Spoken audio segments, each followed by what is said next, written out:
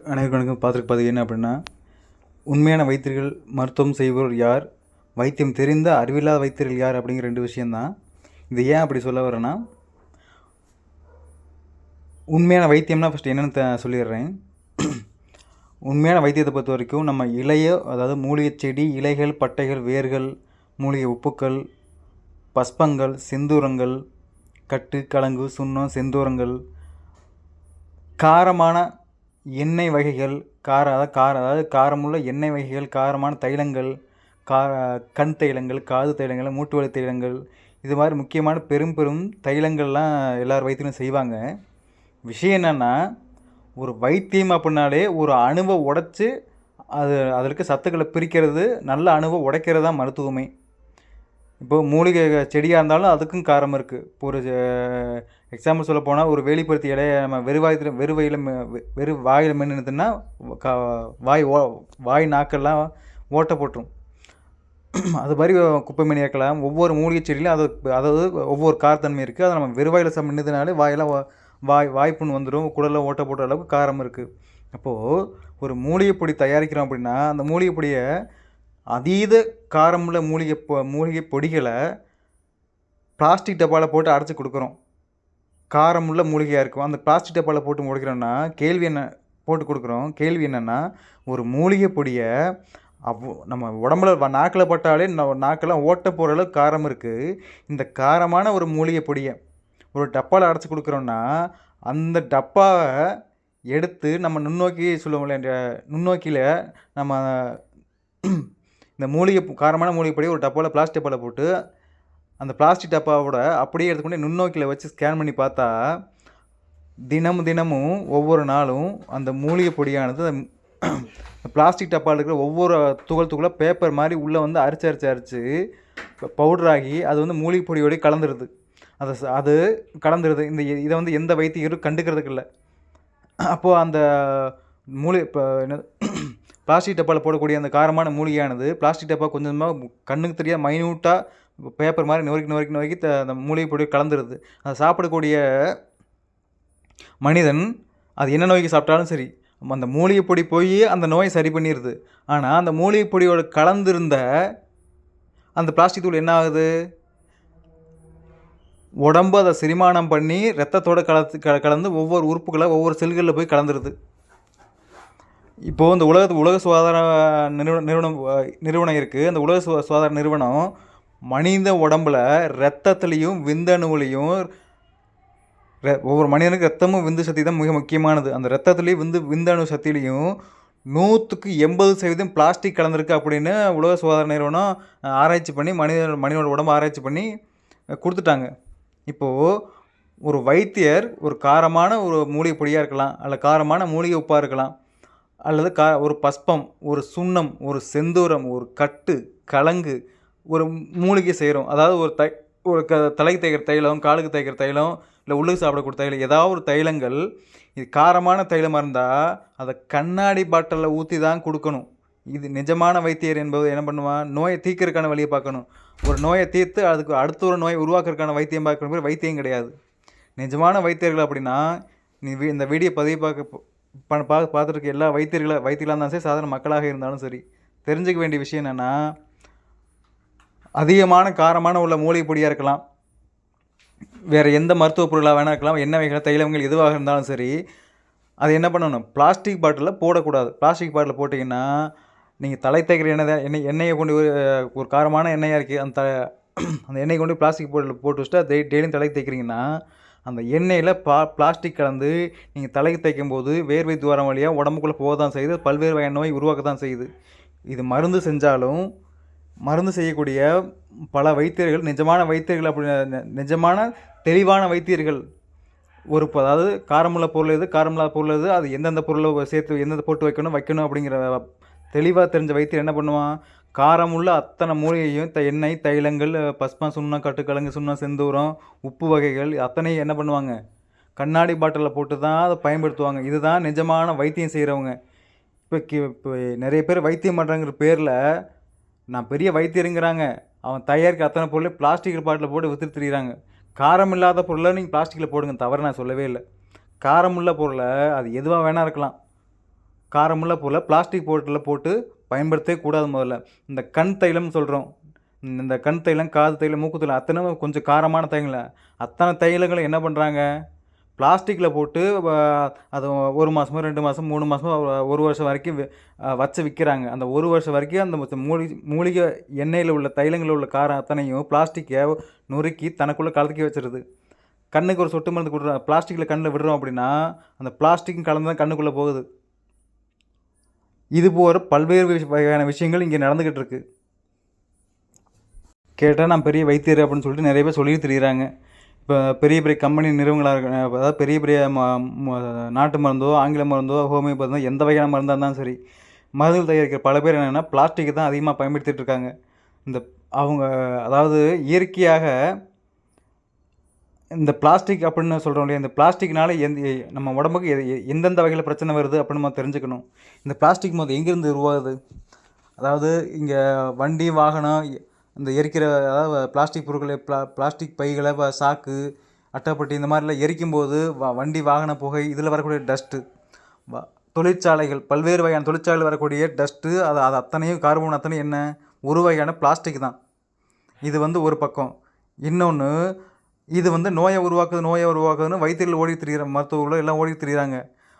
கேள்வி என்னென்னா, இந்த மற்ற உணவு முறையோ ரசாயன முறையில் வரக்கூடிய உணவுகளோ, இந்த பிளாஸ்டிக்கோ, வண்டி புகை, தொழிற்சாலை புகை, இத்தனை வகையான பட்டாசு வெடிக்கிற புகை, இத்தனை வகையான புகையினால் நம்ம நோய் வரும்னு நம்ம நினைக்கிறோமே, அந்த நோய் தீர்றதுக்கு மருந்து வாங்கி சாப்பிடக்கூடிய பிளாஸ்டிக் டப்பாவாக இருக்கலாம், மாத்திரை கவராக இருக்கலாம், அதில் சேர்க்கக்கூடிய பிளாஸ்டிக் அத்தனையும் நம்ம உடம்புல நோயாக மாறுது. அது என்னைக்காவது கவனிச்சிருக்கீங்களா?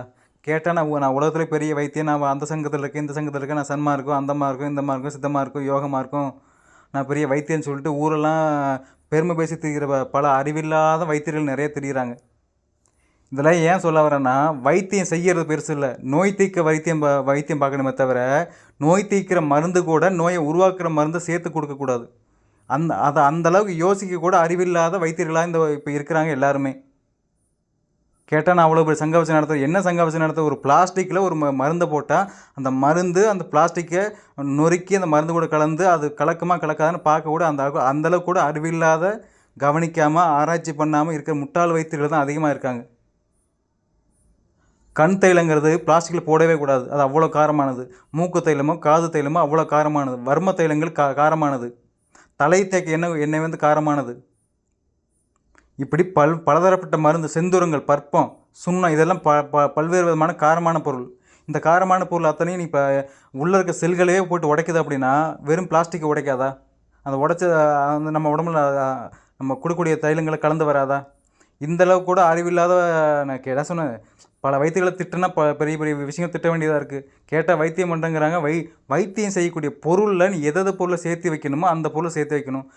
முன்னாடி காலத்தில் என்ன பண்ணாங்க, கண்ணாடி பாட்டில் சேர்த்து வச்சாங்க.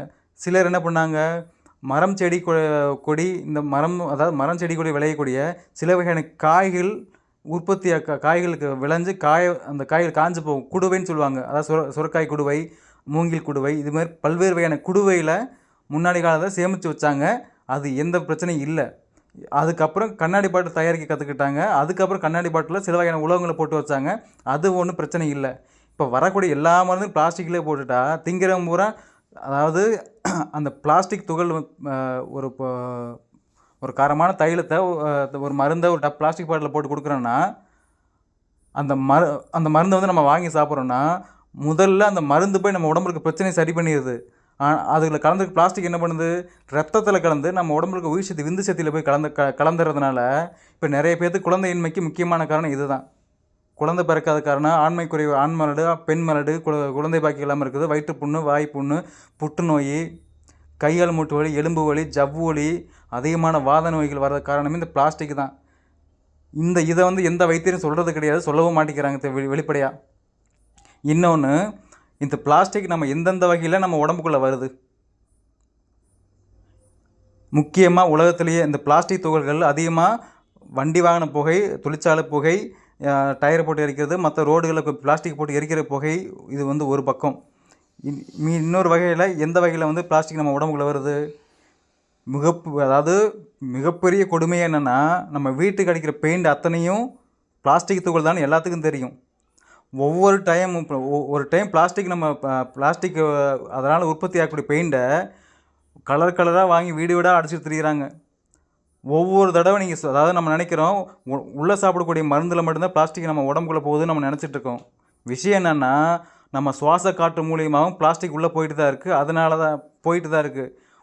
வீட்டில் அடிக்கக்கூடிய பெயிண்ட்டு, அது என்ன வகையான என்ன கலர் என்ன வகையான பெயிண்ட் வேணா இருக்கலாம். அந்த பெயிண்ட் அத்தனையும் நேனோ பார்ட்டிகள் அளவுக்கு தினமும் ஒவ்வொரு டைம் வீட்டுக்குள்ளே ஒவ்வொரு தினமும் நம்ம வீட்டுக்குள்ளே சுவாசிக்கிற ஒவ்வொரு மூச்சு காற்றுலையும் நம்ம கண்ணுக்கு தெரியும் அந்த நேனோ பார்ட்டிகள் அளவுக்கு தூளாக அந்த பெயிண்டானது நொறுங்கி நம்ம சுவாசிக்கிற காற்றுல கலந்தே தான் இருக்குது. நம்ம சுவாசிக்கிறதுனால அதாவது வாய் சம்மந்தப்பட்ட அது போய் இந்த சுவாச காற்றில் அந்த பிளாஸ்டிக் கலந்து நம்ம சுவாசத்துக்கு குழாய்க்கு போகிறதுனால சளி, தலைவலி, தலைபாரம், வயிற்று வலி, நுரையீரலில் நீர் கோத்திருக்கு, நுரையீரல் புற்றுநோய், கல்லீரல் புற்றுநோய், வயிறு புற்றுநோய், மூல நோய், இது அத்தனை வகையான நோய்களும் முதல் படியே நம்ம சுவாசிக்கிற காற்றுல பிளாஸ்டிக் கலக்கிறனால தான். அந்த பிளாஸ்டிக்கு வெளியில் அதிகமாக கலக்குதோ இல்லையோ, டெய்லியும் வீட்டில் நம்ம குடியிருக்கும் போது அந்த பிளாஸ்டிக் நேனோ பார்ட்டிக்கல் அளவுக்கு மூச்சு காற்றுல கலந்து அதை சுவாசிக்கிட்டே இருக்கும்.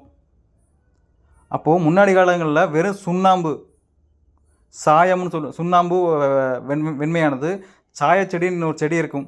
அந்த 2 வகையான செடியிலையும் அதாவது சுண்ணாம்பு, சாயச்செடி 2யும் கலந்து வீட்டுக்கு பெயிண்ட் அடிப்பாங்க. அது மருந்து. அந்த நேனோ பார்ட்டிக்கல் அந்த சுண்ணாம்பும் சாயச்செடியும் கலந்து அடிக்கிற பெயிண்ட்டு சுவாசித்தா சுவாசம் சம்மந்தப்பட்ட எந்த நோயும் இருக்காது, நுரையீரல் சம்மந்தப்பட்ட எந்த நோயும் இருக்காது, குடல் சம்மந்தப்பட்ட எந்த நோயும் இருக்காது, வேறு எந்த வகையான நோய்களும் அதனால் வந்ததில்லை. அப்போது பழங்காலத்தில் வாழ்ந்தால் ஒழுங்காக வாழ்ந்திருக்கான். இப்போ நம்ம பெயிண்ட்டு என்னமோ அழகுக்காக பெயிண்ட் அடித்து அதுக்காக பணம் காசு இருக்குது அப்படின்னு பெரிய அழகு ஸ்டைலுக்காக பெயிண்ட் அடித்து டெய்லியும் அந்த பெயிண்ட் அடிக்கிறனால இந்த வெயில் அடிக்குது, மழை அடிக்குது. இந்த வெயில்னாலையும் மழையினாலையும் நம்ம செவுத்தில் அடிச்சிருக்க பெயிண்ட் அத்தனையும் நேனோ பார்ட்டிகளுக்கு அளவுக்கு உடஞ்சி நொறுங்கி மூச்சு காற்று கலந்து டெய்லியும் சுவாச்சிட்டு இருக்கோம். பல பேர்த்துக்கு தீராத நோய் வருது அப்படின்னா அவன் கிருமவினைலாம் அது அப்புறம் இருக்கட்டும். நீ என்ன பண்ணி வச்சுருக்க வீட்டில்? நீங்கள் கண்ட பெயிண்ட் அடித்து வச்சுருக்கீங்க. அந்த கண்ட பெயிண்டில் டெய்லியும் வீட்டில் ஃபேன் ஓடுது.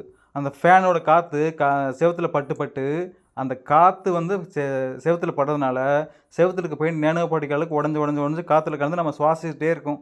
டெய்லி அந்த சுவாசித்து பலதரப்பட்ட நோய்களை நம்ம உருவாக்கிறோம். முதல்ல நம்ம உடம்புல நோய் வர்றதுக்கு முதல் அடிப்படையே வீட்டில் அடிக்கிற பெயிண்ட் தான். 2வது உணவு. கண்ட உணவு சாப்பிட்றது ஒரு பக்கம் தனி. தேவையில்லாத எண்ணெய் பலகாரம், தேவையில்லாத உணவுகள் சாப்பிட்றதெல்லாம் அதெல்லாம் அப்புறம். முதல் படியே நம்ம வீட்டில் சுவாசிக்கிற காற்றுலேயே பெயிண்ட்டுங்கிற பேரில் நமக்கு நாமே வீட்டில் பெயிண்ட் அடித்து வச்சுருக்கிறோம். இது பல பேர்த்துக்கு பல வைத்தியர்களும் அது என்னென்ன பல பேர்த்துக்கு தீராத சைனஸ் நோய் இருக்கும். கேட்டால் நீங்கள் நிறைய ஆயிரக்கணக்கான மருந்து சொல்லுவான். அந்த சைனஸுங்கிற நோய் எதனால் வந்ததுன்னு சொல்ல மாட்டான். அவனுக்கு அதாவது இந்த வைத்தியர் இந்த சைனஸ் எதனால் வந்திருக்கும், சாப்பிட்டனால வந்துச்சா எதனால் வந்துச்சான்னு கவனிப்பான். வீட்டில் என்னடா பெயிண்ட் அடித்து வச்சுருக்கான், அந்த பெயிண்ட் அந்த பெயிண்ட்டு நுண்துகள் அத்தனையும் காற்றுல மூக்கில் சுவாசிக்கிறேன்னா அதனால் சைனஸ் வருதா அப்படின்னு கவனிக்கிறது கிடையாது. கேட்டால் பெரிய வைத்தியங்கிறாங்க. நான் அதை ஆராய்ச்சி பண்ணேன், இதை ஆராய்ச்சி பண்ணேன், 30 ஆராய்ச்சி பண்ணேன், என்னென்னமோ பெரிய பில்டப்லாம் கொடுக்குறேன் நான் பெரிய வைத்தியர்னு. நோய் எதனால் வருதுன்னு கண்டுபிடிச்சி சொல்லப்பா முதல்ல. மக்கள் அப்போ தான் மாறுவாங்க. அதாவது சொன்னேன், நோய்க்கு மருந்து கண்டுபிடிக்கிறது அப்புறம். நோய் எந்தெந்த விதத்துலாம் வருதுன்னு முதல்ல சொல்லு. வீட்டில் பெயிண்ட் அடித்தனால வருது, டெய்லியும் வீட்டில் சாப்பிடக்கூடிய உணவுனால் வருது, வெளியில் தேவையில்லாம மழையினால் வருது, தேவையில்லாத உணவு சாப்பிட்றனால வருது. இதெல்லாம் சொல்லி புரிய வச்சா தான் மக்கள் மாறுவாங்க. மருந்து செய்ய தெரிஞ்செல்லாம் பெரிய வைத்தியம் கிடையாது. நோய் வராமல் என்னென்ன வழியெல்லாம் இருக்கோ அத்தனை வழியிலும் மக்களுக்கு விழிப்புணர்வு சொல்லி வைக்கணும். உண்மையான வைத்தியர்கள் இப்படி தான் இருப்பாங்க. அதனால் தெரிஞ்சுக்க வேண்டிய விஷயம் என்னென்னா, நம்ம உடம்பில் பல்வேறு வகையான நோய் வர்றதுக்கும் அதாவது ஆண்களுக்கு ஆண்மை குறை வர்றது, பெண்களுக்கு கர்ப்பப்பை நோய் வர்றது, சுவாசம் சம்மந்தப்பட்டது, நுரையீரல் சம்மந்தப்பட்ட நோய்கள், சுவாச காசம் சொல்லுவாங்க, சளி, ஆஸ்துமா, டிபி, பலதரப்பட்ட நோய்கள் இந்த பெயிண்டில் வரக்கூடிய பிளாஸ்டிக் நுண்துகளால் தான் வருது. அதனால் இனிமேலாவது நிறைய வைத்தியர்கள் மாற்றிக்குங்க. வைத்தியர்களை எத்தனை பேரும் செய்யக்கூடிய மருந்துகள் காரமான மருந்துகள், தைலங்கள், சுண்ணங்கள், எண்ணெய் வகைகள், பஸ்பங்கள், கட்டு, கலங்கு, செந்தூர் அத்தனை பொருளையும் காரம் இருக்குது அப்படின்னா அதை பிளாஸ்டிக்கில் போடுவதை தவிர்த்துட்டு கண்ணாடி பாட்டில் வாங்கி அதில் போட்டு வச்சு வைத்தியம் பண்ணுங்க. அப்போ தான் வைத்தியம் விளங்கும். அதை ஞாபகம் வச்சுங்க. இப்போ நான் பெரிய வைத்தியர் அப்படின்னு பேருக்கெல்லாம் இங்கே சொல்லிக்கிட்டு நான் ஒரு 4 நோயை தீர்க்க தெரிஞ்சால் பெரிய வைத்தியம் இல்லை. அந்த நோய் வராமல் இருக்கிற என்ன வழியோ அதையும் சேர்த்து அதை ஆராய்ச்சி பண்ணி மக்களுக்கு எடுத்துக்கொண்டு சேர்க்கறது தான் வைத்தியனோட வேலை. வயிற்று பொழப்புக்கு வைத்தியம் பண்ணால் பேர் வைத்தியம் கிடையாது. நிஜமான வைத்தியங்கிறது எத்தனை வகைகள் நோய்கள்லாம் வருது, அதை ஆராய்ச்சி பண்ணி மக்களுக்கு விழிப்புணர்வாக சொல்லிட்டு வந்துகிட்டே இருக்குன்னு அவன் தான் முதல் வைத்தியம். இதனால் ஞாபகம் வச்சுக்கோங்க. இதெல்லாம் ஏன் சொல்ல வரேன்னா, வைத்தியம் செய்யக்கூடிய எல்லாருமே வைத்தியன்னு பேர்லாம் சொல்ல முடியாது.